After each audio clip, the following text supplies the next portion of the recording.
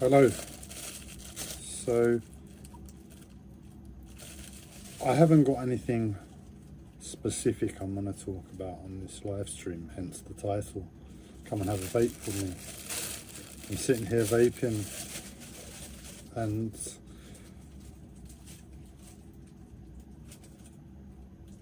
it occurred to me, let's make a live stream, but I couldn't rack my brains to think of a topic, so I figured I'd open my mouth and let words and momentum carry us hopefully into some sort of conversation.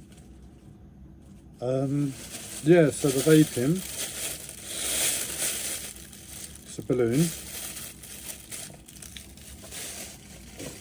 and I'll just put the vape on. It's going to make a little vibrating noise for a few seconds.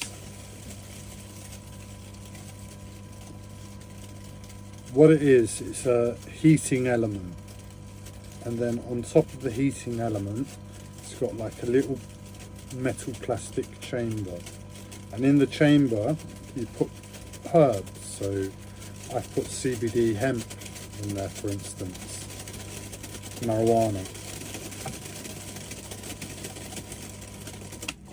There we go.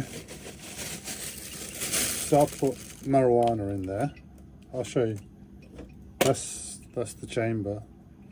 It's hot, and you unscrew it, and inside contains the herb. That goes on top of the heating element.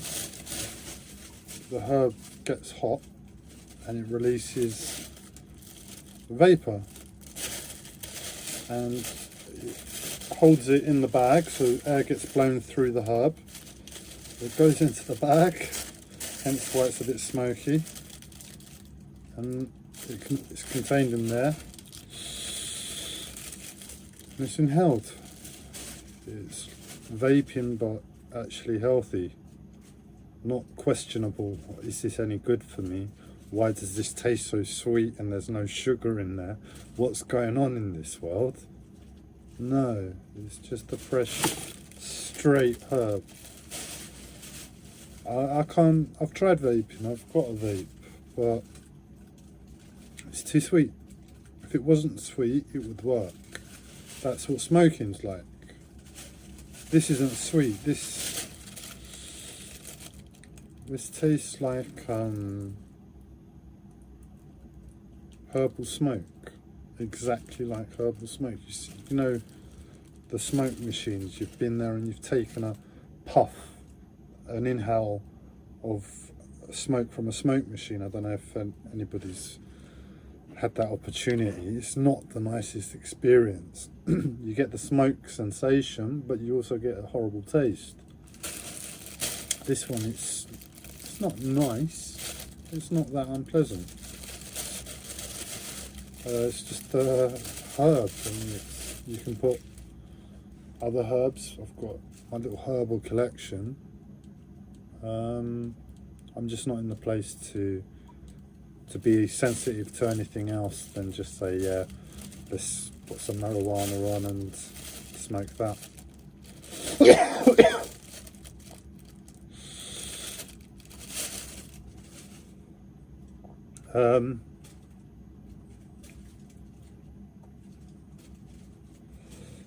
Yeah, so what's going on since my last check-in? Am I a failure?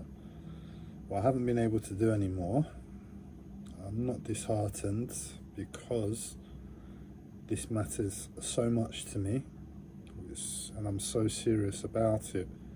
I can't let myself get pulled down by negativities. I'm going 100% with this.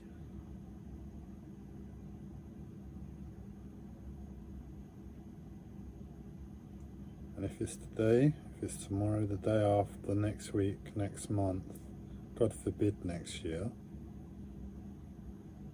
but I'll do it. And I've decided, and I'm just getting on with life. I'm not dealing with all the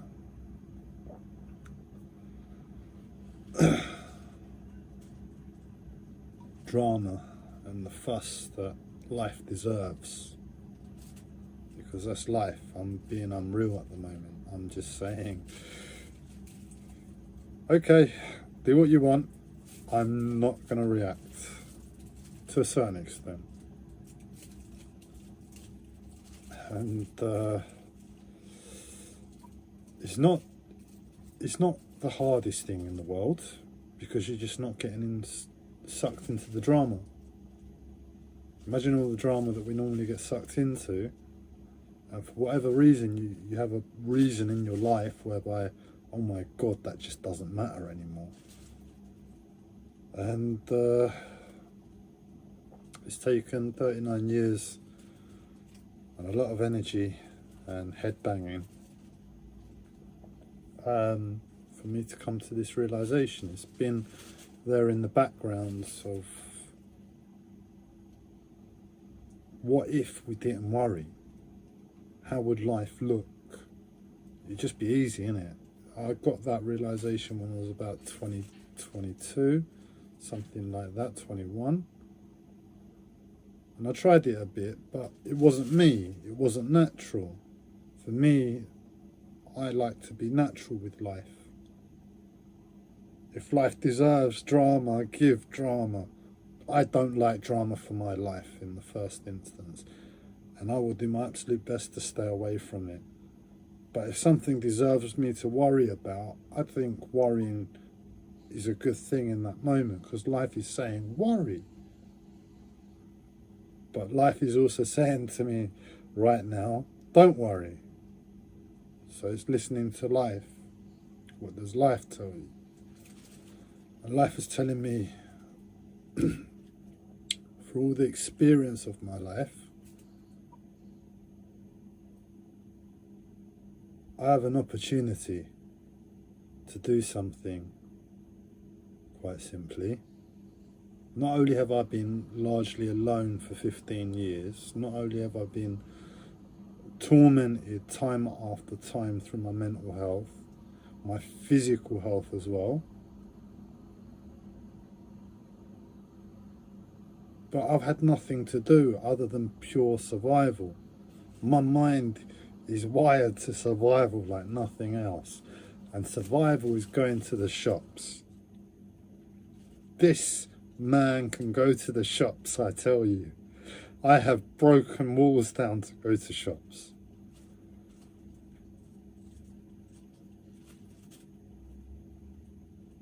But now I get the chance to do something. And it's kind of fun and appealing to the stupid idiot I once was. So why wouldn't I? I'm selling out all of my trauma, all of my pain, all of my hardships, because life's given me an opportunity. It took me about 3-4 months for it to sink in when it first happened.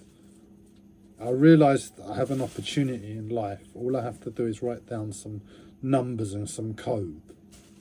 I've got life, basically. I don't have a life. I've not had a life for 15 years. But I know if I package this life right, it's got a worth of itself. But I've got something else to get on with now. So that's it, don't worry. Otherwise, for the rest of my life, I'm going to be worrying. If I don't take this opportunity, I'm going to continue down this path. You don't want to worry. You don't want to worry. That's the point. Nobody wants to worry. But if a situation comes, you honour it and you worry. But if you can get away from it by structuring your life through survival, so that you don't worry and you don't have stress, that's basically survival. Constant thinking, how can I improve this situation so I don't, when life comes to me and says now's the time to worry, I can say no, for whatever reason, because I'm prepared. That's the point. So it's a constant interaction with life. But it's taken me 2 years to get to this point. Life said, Deal or No Deal 2 years ago has given me an opportunity out of the air. It just fell on my lap. And it took me about 3 months to say, oh my God, yes. But I still had a serious mental health disorder, and I burnt my boat down, and I went to hospital, and I got forced to take medication, and the medication wiped my mind again. It removes memories, the medication, the antipsychotic medication, especially the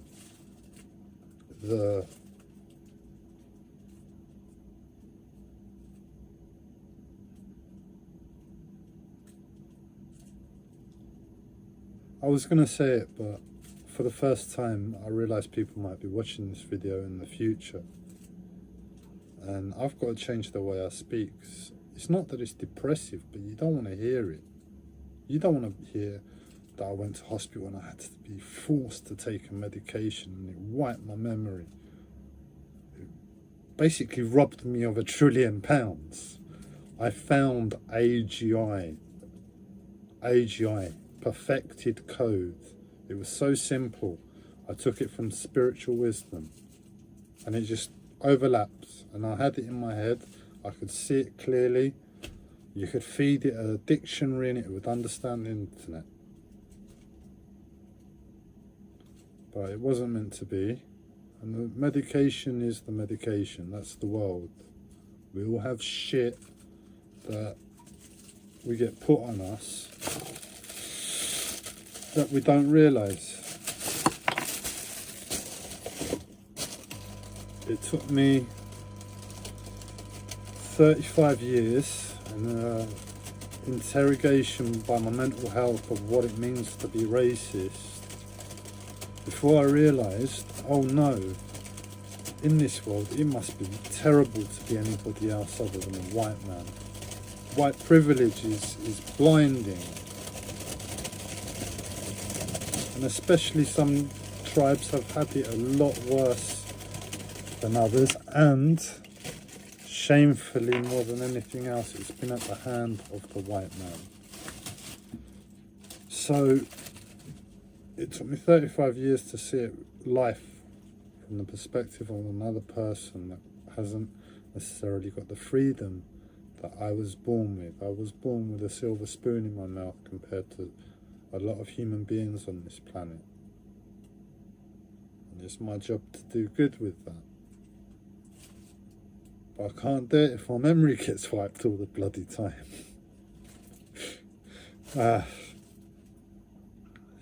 Anyway,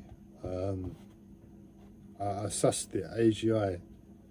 I've forgotten that one, but it's all there in the numbers. I might remember it one day. I really don't know. But it was perfected code. I mean, you could load it into a refrigerator. The code was so perfected. Imagine artificial intelligence code. I just imagine loads of script, and so much script the computer begins to write script for itself, and it's just endless script, and the servers that they must need to run all that processing power is insane. And this was perfected code that you could load into a refrigerator. You know, it was so there, it was compact. I saw the way the consciousness of the artificial intelligence went out into the internet, sourced the information from the world that it wants, and comes back to itself. It was very efficient. And you know, if the millions of pounds that goes on cooling a data center is phenomenal. I mean, and this would have been a fraction, you know. But that one wasn't meant to be. But from that, I've still got something where I can theoretically change the world with. Fingers crossed. At worst, I just make a few $100 million from this as a novelty application to mathematics or science maybe, and make a movie of my life and change the world with what I've gone through in the past 15 years of my life. I told you, I'm coming to the world and I'm going to package my life. Bare minimum, this is a few hundred million, and with that I'll make a movie. I'll Japan it, innit?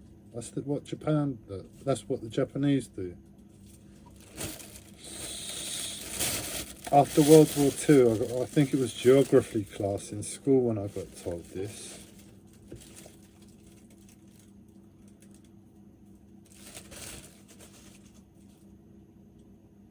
After World War II, Japan was on the losing side. So it was bankrupt, basically. It had nothing. So it had to rely on its own resources as much as possible. But it didn't have a lot of resources, so it needed to get the resources from the world. I don't think money was an issue, sorry. So it had to get the resources from the world. It didn't have any resources. The only resources it had was a limited supply of steel. So what the Japanese done is they used the amount of steel that they had left to build boats. And then they went round the world and they could source all the materials they needed to manufacture, to build an economy again. So that's what Japan done. In times of hardship, they got it together and they came strong. And I come weak again because my brain just, it went. Maybe it's the marijuana, but this is a common symptom of my mental health. My brain just turns off mid-sentence.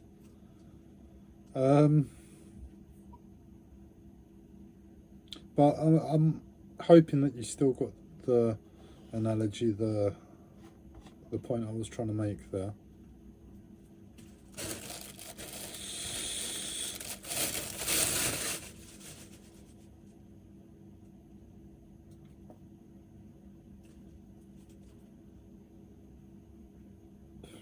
So worry or not to worry, that is the question. For me, what made sense was to worry as little as possible, but be really, really honest about it. And I was really bad at worrying. I had a terrible, I still do, but I've conditioned myself over many years to react to it in the right way. My nervous system is terrible at its core, and it's taken me a lot to overcome it. So if you go that way, there might be a lot of pain and stress and weakness and everything else that goes with stress. But where once upon a time, and this was just around the time before I burned my boat down, where once upon a time I got good at stress, because once upon a time the cortisol that stress releases in the body, I wasn't able to handle it at first, and that's why when I got stressed, it was, how can I put it? It was really hard physically. I would crumble. But by the time I was on the boat, when I can't remember how I made the connection. I realised I just tuned into my body. I'm in constant analysis of everything that's going on in my body, and I've been monitoring cortisol levels for many years, subconsciously. And I was on the boat and I realised that, oh no, when cortisol is released now, I'm riding it. So I'm in check with it. It's in my body, I'm in control of it. But that can get addictive to a certain extent. The mindset I had at the time is very, very different to what I have now. It's very addictive. I mean, if I could structure my life slowly and gradually and harmoniously to get back to that, I would. It's that addictive. But at the same time, it would be healthy. there would be balance to my life. So in other words, my life said, if you keep yourself at this level to cortisol and keep it in your body, it becomes healthy, your body gets in control. But now my life is very different. I don't have the same stress. It's just I take medication now, and for what I explained, I'm not going to be stressed at the moment. I need to be practical. And if I ever get back to being in control of stress and balancing it with my life again,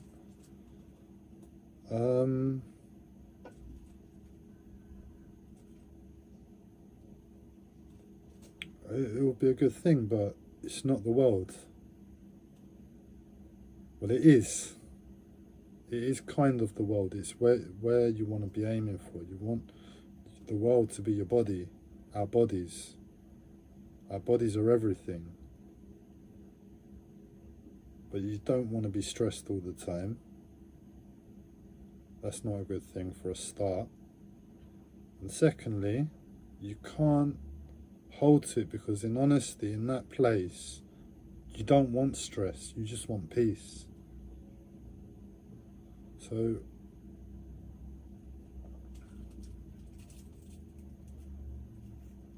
it's a weird one. The world suits it at the moment. That's the problem. That state I was in, this world, to me says there's no peace. And it's as a result, when there's no peace, there's no rest. Really, when you rest, you've got to be peace.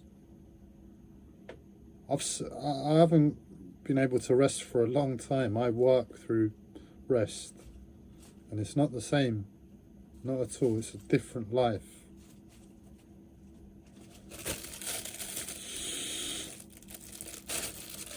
And my brain's gone again. What we're gonna do? It's getting better.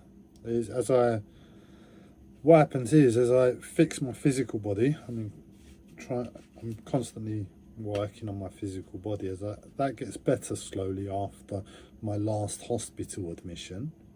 This has been my life for too many years. I go to hospital, I fall apart, I come out, I begin a recovery process on my physical body.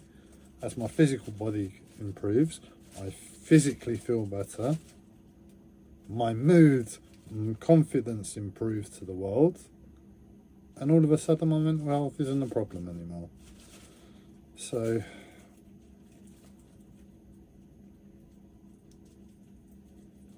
my brain's gone again. What are we gonna do? Must be the marijuana. It's making it. I'm slowing down, and I'm trying to do two things at the same time, and I've been struggling trying to do two things at the same time for a while, and I think that's what it's due to.